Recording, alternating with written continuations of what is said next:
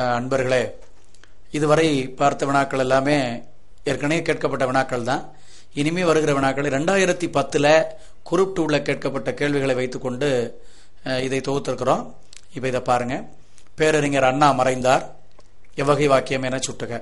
கீழே விடை பாருங்க. வினா வாக்கியம், செய்தி வாக்கியம், கட்டளை வாக்கியம், உணர்ச்சி வாக்கியம்.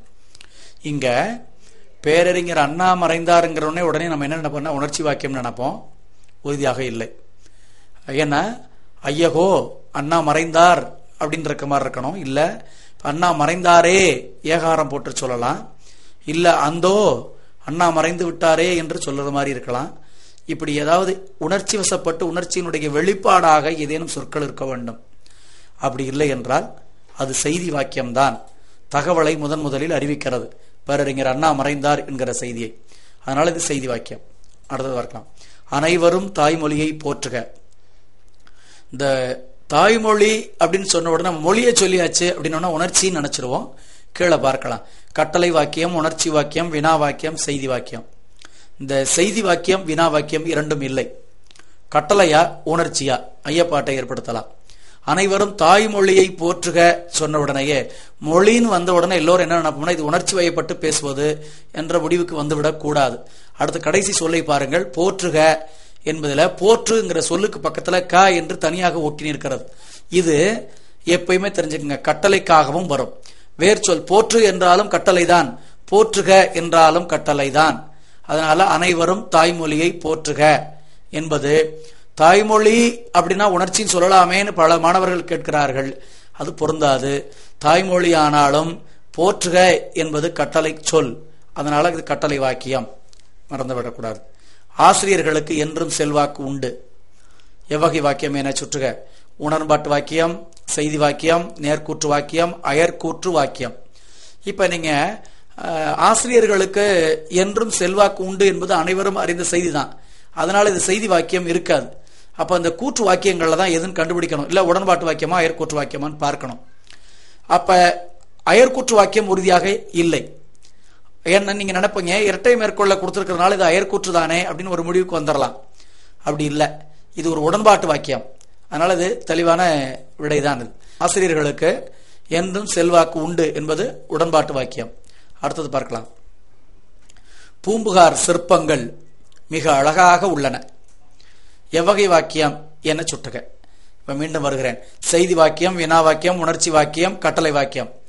இங்க பூம்புகார் சிற்பங்கள் மிக அழகு அப்படிங்கிற ஒரு சொல் வந்த உடனேயே மிக அழகு, அழகுன்னு சொன்னா பரவாயில்ல சார், மிக அழகுன்னு சொல்லியிருக்கு அப்படின்னா உடனே என்ன பண்ணிருப்போம், இது உணர்ச்சி அப்படின்னு முடிவுக்கு வந்துருவோம்.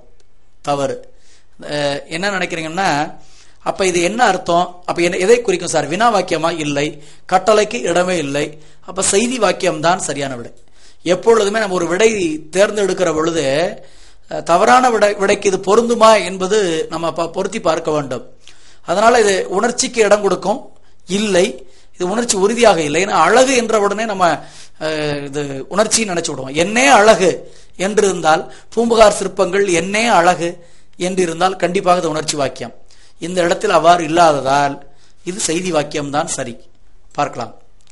இந்த பாருங்க, அடுத்த வார்த்தை பாருங்க. அந்தோ ஏழைகளை செல்வர் புறக்கணித்தனரே. இறுதியில் வருகிற ஏகாரமும் முதலில் சொல்ல அந்தோ என்கிற வார்த்தையும் எதை குறிக்கிறது? எவ்வகை வாக்கியம் என சுட்டுக. கேள்வி பாருங்க. இப்ப பாருங்க, செய்தி வாக்கியம். இங்க இப்ப இது செய்தி வாக்கியமா என்றால் இல்லை, வினா வாக்கியமா என்றாலும் இல்லை, உணர்ச்சி வாக்கியம் என்பது சரி. கட்டளை வாக்கியத்துக்கு இடமே தராது. அடுத்தது பார்க்கலாம். செய்வினை வாக்கியத்தை கண்டறிக.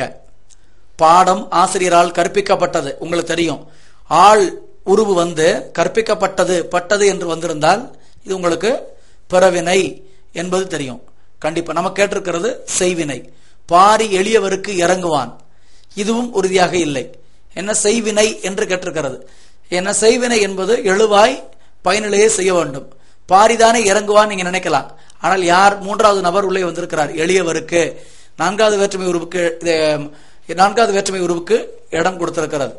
இப்ப பாருங்க. அடுத்தது ஊக்கமுடையோர் உயர்வர். அடுத்தது பாருங்க, தலைவர் பரிசை வழங்கினார். நீங்க எப்பவுமே நான் ஏற்கனவே சொல்லியிருக்கிறேன், இரண்டாம் வேற்றுமை உருவு வெளிப்படையாகவோ மறைந்தோ வருமானால், செய்படு பொருளாக வருமானால் அது செய்வினை. தலைவர் பரிசை, பரிசு வழங்கினார். அந்த பரிசு தான் செய்யப்படுபொருள். எதை அப்படிங்கிற கேள்விக்கு விடை தர வேண்டும். அப்படி விடை தருகிற அந்த கேள்விக்கு விடையாக பரிசு என்பது வந்திருக்கிறது. அதனால பரிசை வழங்கினார் என்பது செய்வினை வாக்கியம். இங்க கேட்கலாம், அப்ப பாரி எளியவருக்கு இறங்குவான் என்பது இது பாத்தீங்கன்னா ஒரு விதத்துல பாரி இறங்குவான், பாரி தான் இறங்குவான். ஆனா செயல் என்னாச்சு? எதிர்காலத்தில் காட்டப்பட்டிருக்கிறது. இறங்குவான், இறங்க செய்யப்படவில்லை, அந்த செயல் இன்னும் செய்யவில்லை. ஆனால் நமக்கு கேட்டிருக்கிற வினை செய்வினை, செய்யப்பட்ட வினையாக இருக்க வேண்டும். பரிசை வழங்கினார் என்பதுதான் சரி. அடுத்தது பார்க்கலாம். செய்வினை வாக்கியத்தை கண்டிருக்கதான் பாருங்க. பாரதிதாசன் அழகின் சிரிப்பை ஏற்றினார். நல்லவர்கள் என்றும் உயர்வர். பாடம் என்னால் படிக்கப்பட்டது, உறுதியாக இல்லை. ஊக்கமிழார் உயர்வடைவர், பொருத்தமில்லை, தொடர் பிழை.